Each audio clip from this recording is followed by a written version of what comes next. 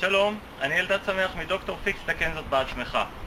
בסרטון הזה אני רוצה להראות לכם איך לתקן, או יותר נכון איך להחליף מנעול צילינדר בתוך מנגנון של מנעול, במקרה הזה של איזשהו שער חיצוני, אבל לא משנה, זה אותו דבר. בואו נתקרב רגע ונראה במה מדובר. המנגנון הזה של הצילינדר לא עובד טוב. אם אנחנו מכניסים מפתח, שזה המפתח שלו, ואנחנו מנסים לסובב, אנחנו לא מצליחים לסובב, הוא מסתובב קצת לצד אחד, לא מסתובב בכלל לצד שני, והוא לא תקין, ואנחנו רוצים להחליף אותו. כדי להחליף אותו אנחנו צריכים לפתוח את הבורג הזה שפה, ואז אנחנו צריכים לסובב את המפתח או לצד הזה או לצד הזה, אנחנו לא יודעים, ואז בעדינות לשלוף את הצילינדר. אז בואו ננסה לעשות את זה. קודם נפתח את הבורג הזה וננסה לחלץ אותו. אוקיי, אז אנחנו פותחים את הבורג הזה ואנחנו מנסים לסובב טיפה את המפתח. כנראה שאנחנו צריכים לסובב אותו לכיוון הזה ופשוט למשוך את זה החוצה לצד הזה או לצד הזה. עכשיו, מה בעצם קורה בפנים? בפנים זה נראה בצורה הזאת. זה הבורג שהוצאנו, אוקיי, שיושב פה ובעצם מחזיק את הצילינדר שלא יברח קדימה ואחורה ושלא יברח גם הצידה. וכדי שאנחנו נוכל לחלץ אותו החוצה בצד הזה או החוצה בצד הזה, הלשון פה צריכה להיות מיושרת עם הגוף של הצילינדר.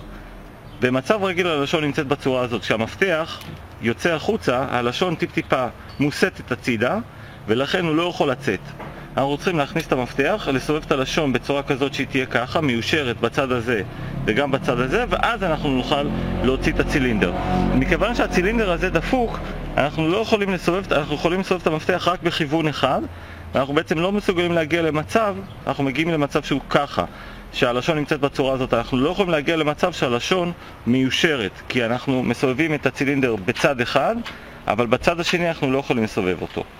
ננסה אולי מהצד הזה, אולי יהיה איזשהו שינוי, למרות שרוב הסיכויים שלו. ובאמת, לכיוון הזה אנחנו מצליחים לסובב אותו, לכיוון הזה אנחנו לא מצליחים לסובב אותו. ולכן מה שאנחנו צריכים לעשות, אנחנו צריכים לנקוט באיזושהי פעולה אחרת כדי לפתוח אותו. מה שאנחנו בעצם ננסה לעשות, אנחנו ננסה, הצילינדר הזה שיש לנו פה, זה בדיוק אותו צילינדר כמו שיש בפנים, שתקוע לנו. מה שאנחנו נעשה, אנחנו ננסה לשבור אותו לשניים, ואז בעצם החלק הזה יצא בצד אחד והחלק הזה יצא בצד שני.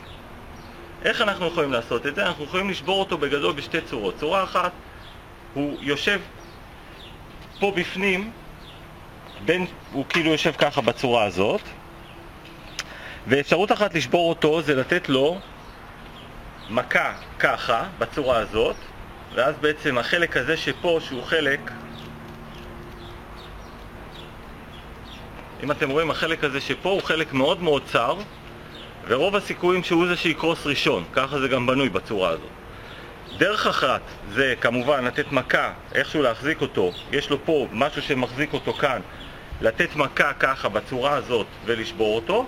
ואפשרות שנייה זה להחזיק פלייר פטנט פה, ולנסות לזעזע אותו לצדדים, אוקיי? בעצם למשוך אותו בצורה הזאת ככה.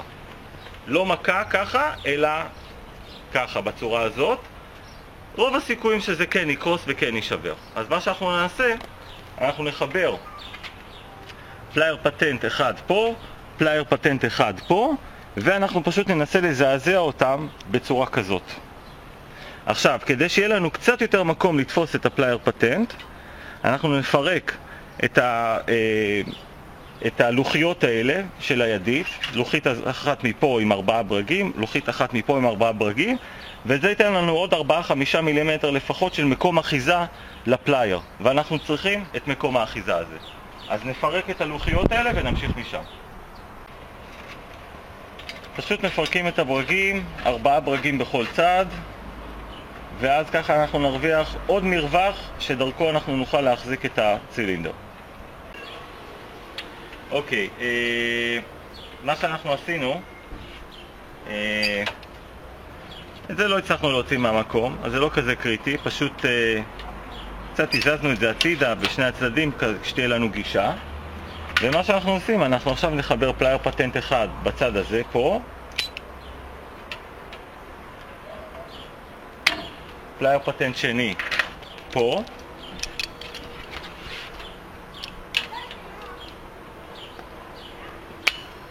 והשלב הבא זה לקעקע את זה בצורה הזאת, למשוך את שני הפליירים אליי, למשוך את שני הפליירים הרחק ממני, הלוך חזור, הלוך חזור, עד שאנחנו נעייף את החומר והוא יישבר. אפילו לא היינו צריכים לעבוד קשה, זה מקום מאוד מאוד שביר. הנה, הוצאנו אותו, נגמר, פשוט על ידי ממש לחיצה קטנה, שברנו אותו בשבריר שנייה, וזהו. עכשיו מה שנשאר לנו זה להכניס את הצילינדר החדש. אגב, מכיוון שזה נשבר כל כך בקלות, יכול להיות שבכלל לא היינו צריכים לפתוח את אלה, אבל כבר פתחנו אותם, אז זה לא משנה.